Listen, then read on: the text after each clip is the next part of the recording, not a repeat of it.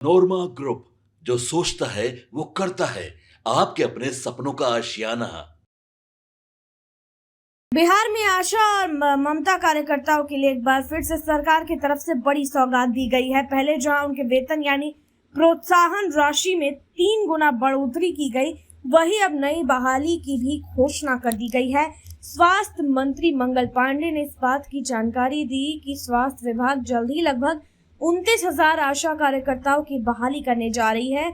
यह कदम बिहार की स्वास्थ्य व्यवस्था को मजबूत करने की दिशा में काफी अहम माना जा रहा है। मंत्री ने बताया कि 2019 में जहां आशा कार्यकर्ताओं को हर महीने 1,000 रुपए प्रोत्साहन राशि मिलती थी, अब उसे बढ़ाकर 3,000 रुपए कर दिया गया है।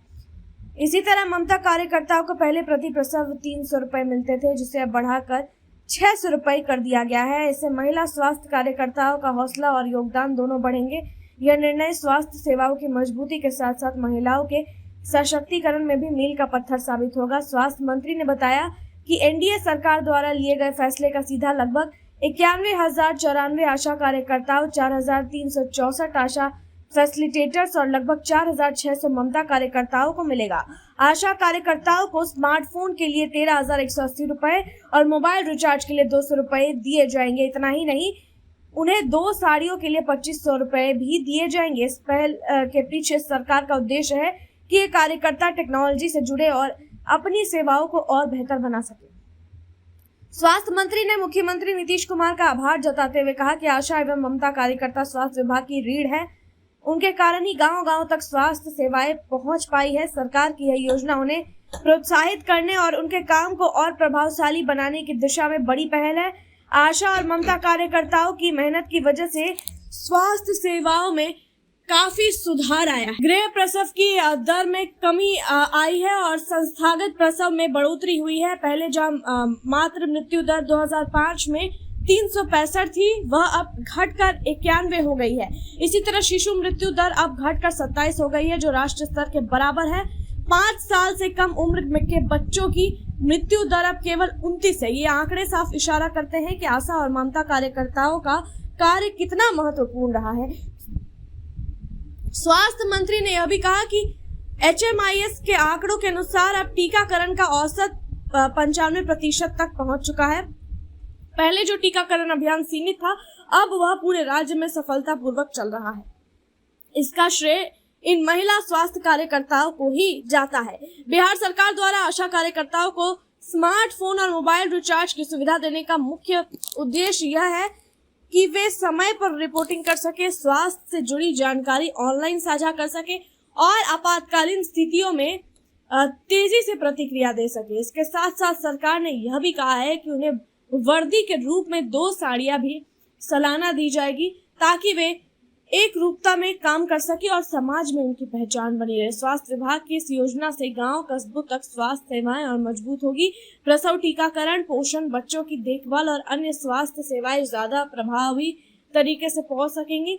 महिलाओं को अपने स्वास्थ्य को लेकर जागरूक करने का अभियान और तेज होगा। पहले जो जानकारी मैनुअल तरीके से दी जाती थी, अब वह डिजिटल माध्यम से दी जाएगी, जिससे समय और संसाधनों की भी बचत होगी। इस फैसले का एक और फायदा यह है कि महिला सशक्तिकरण को बढ़ावा मिलेगा। जब महिला आर्थिक रूप से सशक्त होंगी, उनके पास एक निश्चित आमदनी होगी, तो उनका आत्मविश्वास भी बढ़ेगा। वे सिर्फ स्वास्थ्य सेवाएं नहीं देंगी, बल्कि अपने परिवार और समाज के लिए भी प्रेरणा बनेगी। सरकार की योजना यह भी है कि आशा कार्यकर्ताओं को समय समय पर ट्रेनिंग दी जाए, ताकि वे नई स्वास्थ्य नीतियों और तकनीकों से परिचित रह सके।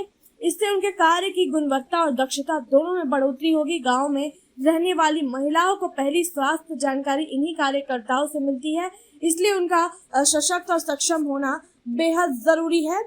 स्वास्थ्य मंत्री ने यह भी कहा है कि इन सभी योजनाओं को लागू करने के लिए बजट की व्यवस्था कर दी गई है और इसकी निगरानी के लिए एक अलग मॉनिटरिंग यूनिट भी बनाई जा रही है। इसका काम होगा यह देखना कि सभी लाभार्थियों को समय पर सारी सुविधाएं मिल रही है या नहीं। अंत में यह कहा जा सकता है कि आशा और ममता कार्यकर्ताओं के लिए यह एक सुनहरा मौका है। वे अब केवल गांव में स्वास्थ्य सेवाएं देने वाली महिला नहीं रहेगी, बल्कि एक प्रशिक्षित, डिजिटल रूप से सक्षम और सम्मानित महिला स्वास्थ्य कार्यकर्ता के रूप में पहचानी जाएगी। सरकार का यह कदम न केवल स्वास्थ्य सेवाओं की गुणवत्ता बढ़ाएगा, बल्कि ग्रामीण भारत में महिला शक्ति को एक नई पहचान भी देगा। अब देखते हैं इस मामले में आगे और क्या कुछ अपडेट आता है। तब तक के लिए आप देखते रहिए भारत लाइव। आपके सपनों को हमने सजाया है, ई होम्स पैनोरमा को हमने बनाया है। ई होम्स मेरा एक सपना था जिस पे मैं पिछले 4 साल से काम कर रहा था। हमने जो बनाया है वो सबने है माना। ई होम्स पैनोरमा में हो आपका भी आशियाना। और फाइनली हमने 2021 में इस प्रोजेक्ट को लॉन्च किया। बहुत लोग अप्रिशिएट कर रहे हैं कि पूर्णिया जैसे शहर में, बिहार के, एक तो बिहार की बात करें उसमें भी पूर्णिया जैसे छोटे जगह में इस तरह का लाइफस्टाइल देना, ये सुन के हम लोगों को बहुत अच्छा लगता है।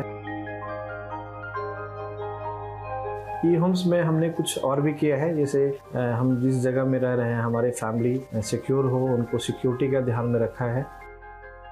आपकी सुविधा और सुरक्षा आपके लिए खास है, ये आपका विश्वास है। इसमें आर्टिफिशियल इंटेलिजेंस का 7 लेयर सिक्योरिटी का हमने इस्तेमाल किया है। लस ग्रीन कैंपस को बनाया है। यदि हमारा बाउंड्री वाल है तो वो वर्टिकल गार्डन है।